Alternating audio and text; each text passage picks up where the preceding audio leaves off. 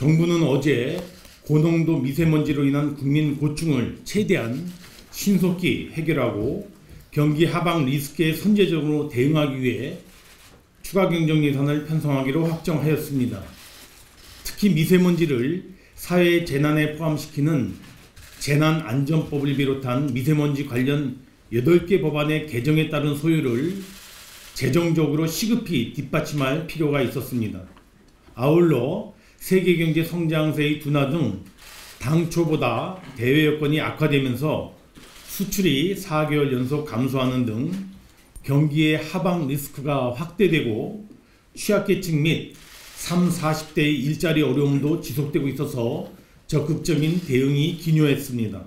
정부는 다음 3가지에 중점을 두고 추경 예산안을 준비하고자 합니다. 첫째, 미세먼지와 관련하여 첨단 측정 감시 장비의 도입, 노후 경유차의 조기 폐차 등 배출원별 저감 조치의 지원, 그리고 미세먼지로부터의 국민 건강 보호 등을 적극적으로 지원하고, 둘째, 수출금융 보강, 유망 벤처기업 지원 강화, 국내 관광 인프라 개선 등을 통해 경기 하방 리스크를 완화하고 실물경제 개선을 뒷받침해 나가고자 합니다. 셋째, 민생 어려움을 덜 수 있도록 청년, 중장년, 노인 등에 대한 맞춤형 일자리 지원을 더 강화하고 사회안전망 확충에도 중점을 둘 계획입니다. 추경 효과가 극대화되기 위해서는 타이밍이 가장 중요한 만큼 오늘부터 즉시 부처 추경사업 요구를 받아 최대한 엄정하되 신속히 검토하여 추경안을 마련하겠습니다. 마련하여 4월 하순경에 국회에 추경안이 제출되도록 하겠습니다. 또한 며칠 남지 않은 3월 임시국회에서 주요 민생, 경제활력 법안이 통과될 수 있도록 적극적으로 협조해 주실 것을 국회에 요청드립니다. 특히 탄력근로제 단위기간 확대를 위한 근로기준법, 그리고 최저임금 결정체계 개편을 담은 최저임금법, 그리고 일자리와 부가가치의 원천인 서비스산업 육성을 위한 서비스산업발전기본법, 그리고 혁신성장의 핵심 인프라 할 수 있는 빅데이터 활성화를 위한 데이터 경제 활성화 3법 등 산업혁신과 투자 활성화 관련 법안이 꼭 이번 국회에 통과되기를 간절히 협조 요청드립니다. 오늘 회의에서는 예비 타당성 조사 제도 개편 방안, 그리고 5G 전략을 논의하고 서면 안건으로 수소경제 표준화 전략 로드맵을 상정하여 논의하겠습니다. 먼저 예비 타당성 조사 제도는 99년 도입한 이후에 객관적인 타당성 검증을 통해서 불효불급한 사업을 걸러내는 등 재정 효율화에 크게 기여하여 왔습니다.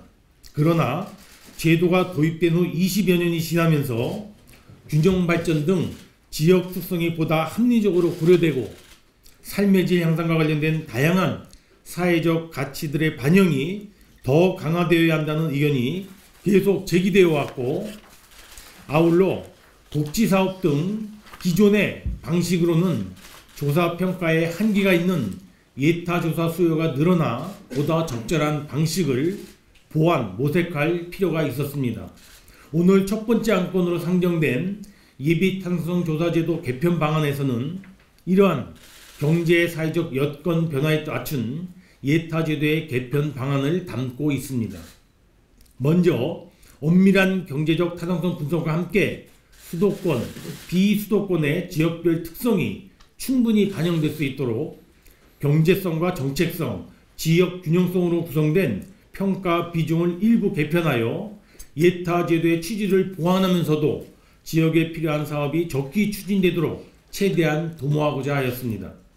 또한 국민 실생활과 밀접한 일자리, 환경, 안전 등 사회적 가치 평가 항목을 신설하여 삶의 질 향상에 기여하는 사업이 보다 충실하게 평가에 반영될 수 있는 여건을 마련하였습니다.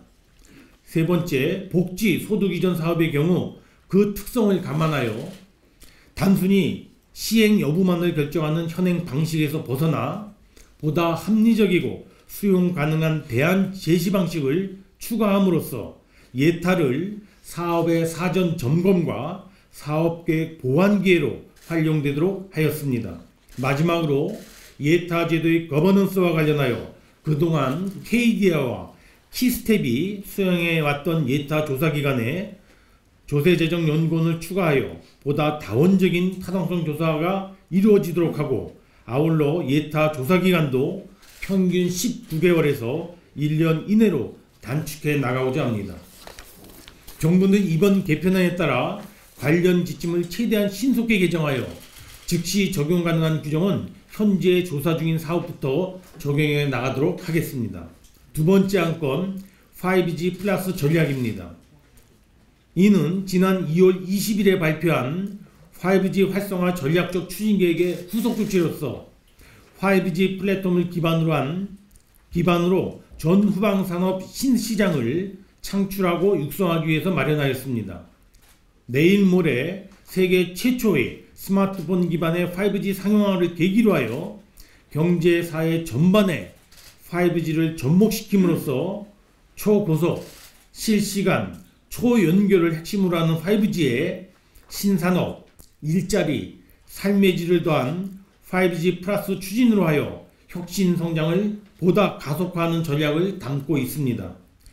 5G 플러스 추진을 통해 조기 상용화 효과를 극대화하여 우리나라가 글로벌 5G 시장의 퍼스트 무버로 도약할 수 있기를 기대합니다.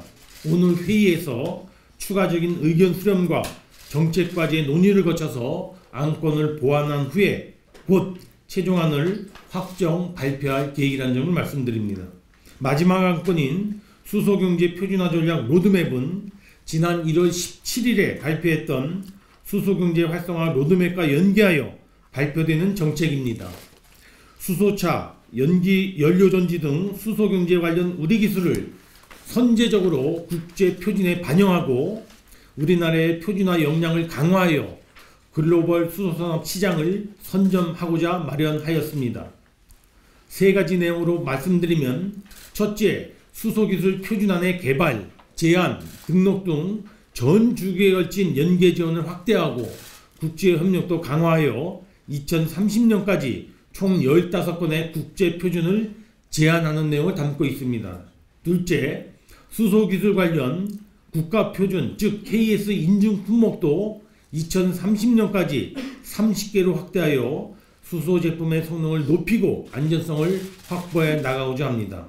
마지막으로 수소기술 표준 전문가들을 적극 육성하고 중소 중견기업과 매칭시켜서 민간 중심의 표준화 생태계 조성을 지원해 나갈 계획입니다. 이를 통해 수소차, 연료전지 등 우리나라의 앞선 기술 수준에 걸맞는 국제 표준화 역량 및 실적을 축적해 나가고자 합니다.